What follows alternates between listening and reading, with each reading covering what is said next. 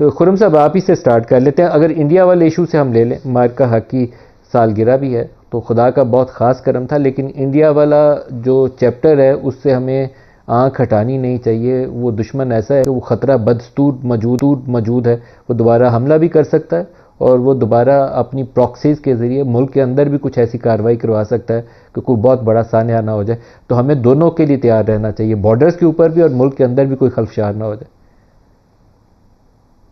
ہندوستان کو جو ہزیمت اللہ تعالیٰ کے کرم سے پاکستان کے ہاتھوں اٹھانی پڑی 1 سال پہلے، یہ تو تقریباً یقینی ہے کہ وہ ایک حملہ کریں گے. اور غالباً جس طرح ایک ہندوستانی شعر ہی ہے کہ سرحدوں پر کچھ تناؤ ہے، بتاؤ کیا آنے والا کوئی جو ہے چناؤ ہے. تو جو چناؤ الیکشن جب بھی آتے ہیں، ان کے جو نیشنل الیکشنز ہیں وہ 29 میں ڈیو ہیں. تو اس سے پہلے تو انہوں نے حملہ کرنا ہے، کیونکہ آپ یہ دیکھیے کہ پچھلا 1 سال جو گزرا ہے وہ ہندوستان کی آپ کہہ رہے ہیں اس سفارتکاری سے کے پہلے انہوں لیے نے آئی حملہ تھنک. کرنا ہے، مطلب اٹس اے ڈن ڈیل کہ انہوں جی نے حملہ کرنا ہے.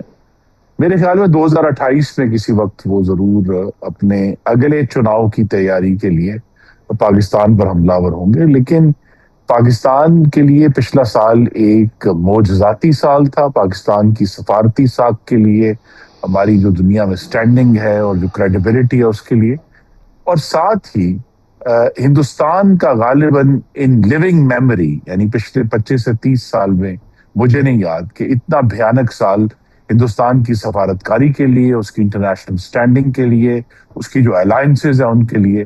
تو یہ اللہ تعالیٰ کا بڑا کرم ہے. ہمیں اللہ تعالیٰ کا شکر ادا کرنا ہے کہ ہمارے پاس مارکہ حق کے وقت ایک ایسی قیادت موجود تھی، شہباز شریف اور فیلڈ مارشل آصف منیر کی صورت میں، جنہوں نے پاکستان کو اس سے بھی نکالا اور اس کے بعد جو بدلتے ہوئے بین الاقوامی حالات تھے اس کو درست، اس کا تجزیہ اور تشخیص کر کے اس کے مطابق اپنی سفارتکاری کی. تبھی یہ بات ہے کہ آج لٹرلی لوگ جو ہے نا وہ مذاق بنا رہے ہیں. یہ کوئی کسی نے کہا، ابھی میں پڑھ رہا تھا ٹویٹر کے اوپر، اس نے کہا جی چونکہ پاکستان نے ریکویسٹ کی تھی تو میں نے اپنا کھانا آدھا چھوڑ دیا. یعنی اس حد تک اب صدر ٹرمپ جو ہے وہ پاکستان کی ریکویسٹ کے اوپر عمل کرتے ہوئے نظر آتے ہیں، چاہے جس طرح آپ نے درست کہا کہ وہ غالباً ایک طریقہ کار سفارتکاری کا استعمال کر رہے ہیں. لیکن ہندوستان میں کی جو اہم بات ہے جو فالس فلیگ آپریشنز کی، وہ یہ ہے کہ چاہے وہ پہلگام ہو، اس سے پہلے پلوامہ تھا یا اڑی تھا، وہ جو واقعات ہیں، اب اتنے سال گزرنے کے باوجود ہندوستان اپنی کسی عدالت میں بھی ان کا کوئی بھی ثبوت پیش کر نہیں پایا کہ یہ پاکستان سے اٹیچ تھے. تو لہٰذا یہ ایک دفعہ نہیں ہوا، یہ بار بار ہوا ہے. بس پہلگام پہ اب آپ کو معلوم ہے کہ 1 سال سے زائد گزر گیا ہے، سوائے یہ کہ انہوں نے دسمبر میں ایک زبردستی کا ڈوسیے پیش کیا، وہ کسی طرح بھی پاکستان کے اوپر کوئی ثبوت پیش نہیں کر سکے. اور چونکہ اب دنیا کے حالات بدل گئے ہیں تو وہ جو ہندوستان کا آٹومیٹک دہشت گردی کے اوپر جو بیانیہ دنیا میں چل جاتا تھا، اب وہ نہیں چل رہا اور دنیا پاکستان کو الحمدللہ نئی نظر سے دیکھ رہی ہے. ٹرمپ صاحب کہتے ہیں کہ ہو سکتا ہے چائنا وزٹ سے پہلے ہمارا ایگریمنٹ سائن ہو جائے ایران کے ساتھ. خرم دستگیر صاحب، جو بنیادی نکات سامنے آ رہے ہیں ابھی تک، اس میں آپ پہلے تو کہتے تھے کہ اوباما نے ڈبو دیا، لیکن اب شاید اوباما سے بری ڈیل ان کو کرنی پڑے. مجھے تو یہی نظر آ رہا ہے. جی لیکن اس وقت ٹرمپ بھی اور جو مارکو روبیو جن کا آپ سٹیٹمنٹ آپ نے سنایا بھی، وہ لفظ جنگ سے پیچھے ہٹ رہے ہیں، کیونکہ ان کو پہلی دفعہ اب اپنی جو پارلیمان ہے، کانگریس اور سینٹ، وہاں سے کچھ مزاحمت کا سامنا ہے. اور اسی لیے جو ہے، حالانکہ صدر ٹرمپ نے مارکو روبیو کو براہ راست تردید کی ہے، وہ ابھی تک صدر ٹرمپ وار کی بات کر رہے ہیں، لیکن مارکو روبیو نے کہا جی کہ وہ تو ہم نے ختم کر دیا، وہ تو کام ہی ختم ہو گیا. اور جو آپ کی کا دیشہ درست ہے کہ غالباً جو 11 سال پہلے کا جو JCPOA کا ایگریمنٹ تھا، اس کی جو تفصیل تک وہ جو گیا تھا، اس تفصیل تک یہ نہیں پہنچ سکیں گے، کیونکہ انہیں اب جلدی ہے کہ وہ اگلے جو 6 مہینے سے بھی کم رہ گیا ہے ان کے بس مدتی انتخابات میں، اس سے پہلے اس جنگ کی جو ناکامیاں ہیں، اور خاص طور پہ اس کا جو معاشی پوری دنیا کے اوپر اثر آیا ہے بشمول امریکہ، اس کو وہ زائل کرنا چاہتے ہیں. کیونکہ جہاں تک تو تعلق ہے ان کے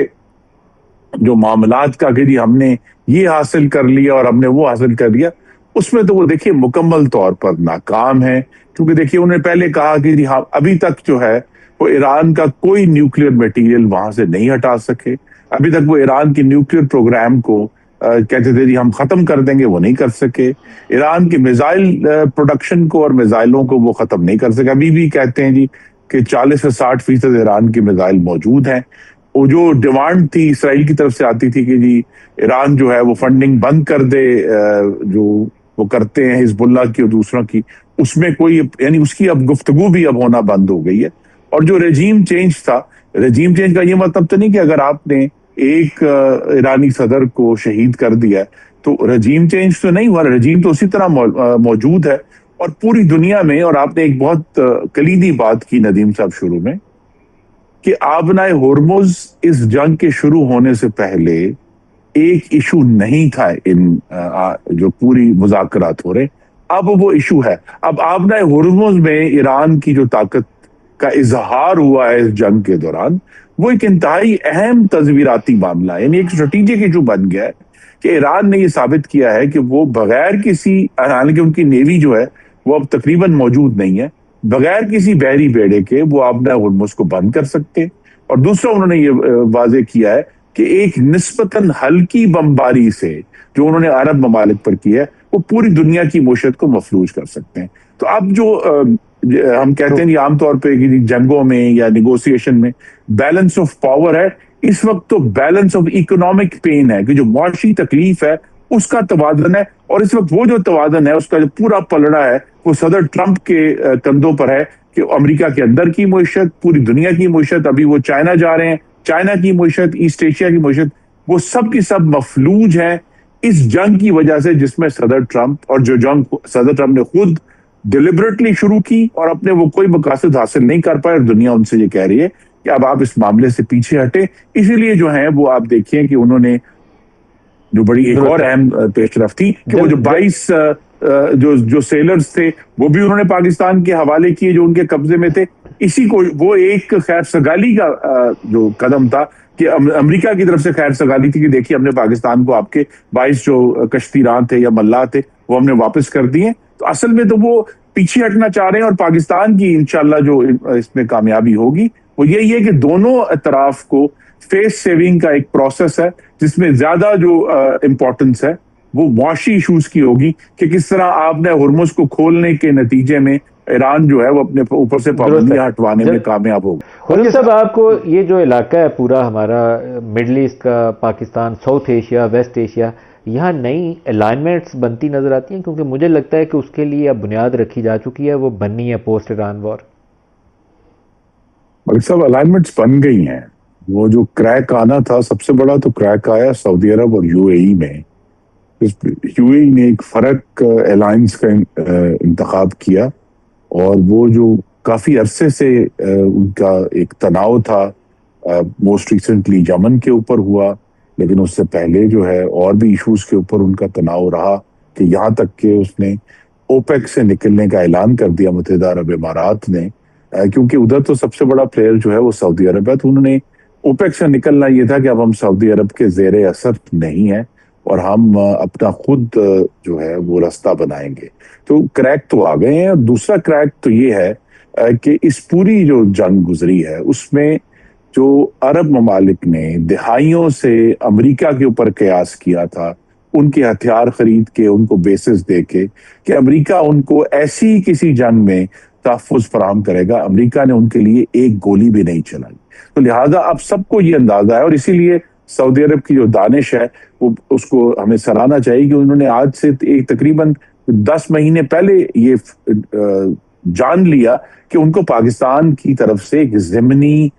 تحفظ کی گارنٹی چاہیے، جو کہ انہوں نے ایک باہمی دفاع کے معاہدے کے لیے حاصل کی. تو لہٰذا پاکستان کا رول، جو نئی الائنمنٹس ہو رہی ہیں وہ الائنمنٹس یہی ہیں کہ یہ جو ایک تناؤ تھا ایران کا اور عرب ممالک کا، وہ تناؤ اب بہت حد تک ایران اور جو متحدہ عرب امارات، کچھ حد تک کہتے ہیں کہ کویت بھی اس میں شامل ہوگا، لیکن جو مین پلیئر ہے اس خطے کا جو سعودی عرب ہے، اس میں اور ایران میں تناؤ کی کمی آئے گی، جس کا جو آئی تھنک سب سے ریسنٹ جو اس کا آپ نے ذکر کیا ایک سے زائد دفعہ کہ سعودی عرب نے بھی اس معاملے میں نرمی کا اظہار کر رہا ہے وہ پوری جنگ میں، کیونکہ اسے اندازہ ہو گیا ہے کہ اس کی اپنی اکانومی جو ہے وہ بھی گرو نہیں کر سکتی جب تک ایران سے اس کی بات نہ ہو. اور سعودی عرب اور متحدہ عرب امارات کا جو کلیش ہے اس میں یہی بات ہوئی کہ سعودی عرب جو دہائی آج کا تو نہیں، وہ جغرافیائی لحاظ سے اپنے آئل ریزروز کے لحاظ سے اس خطے کا سب سے بڑا ملک ہے، لیکن جب سعودی عرب نے پچھلے کچھ سالوں سے اکانومی میں اور انویسٹمنٹ میں آنا شروع کیا اور ان کا ایک متحدہ عرب سے کمپٹیشن شروع ہوا، تو وہ تناؤ جو ہے وہ اس بڑی دراڑ کی صورت میں سامنے آ گیا ہے. اور یہ جو دراڑ ہے جس میں امریکہ آہستہ آہستہ پیچھے ہٹ رہا ہے، اور سب سے جو اہم آئی تھنک ایک جو اسٹیٹمنٹ صدر ٹرمپ کی آئی ہے، انہوں نے بیچ میں کہا کہ جس کو چاہیے تیل چاہیے وہ جا کے آبنائے ہرمز کھلوا لیں. اس کا مطلب ہے کہ امریکہ جو ہے کسی بھی گارنٹی دینے کے لیے، اور جو فریڈم آف نیویگیشن کی گارنٹی تھی کہ بین الاقوامی پانیوں میں ہر شخص کو آنے کی اجازت ہوگی، اب امریکہ اس کو بیک نہیں کر رہا. تو یہ جو نئی دنیا بن رہی ہے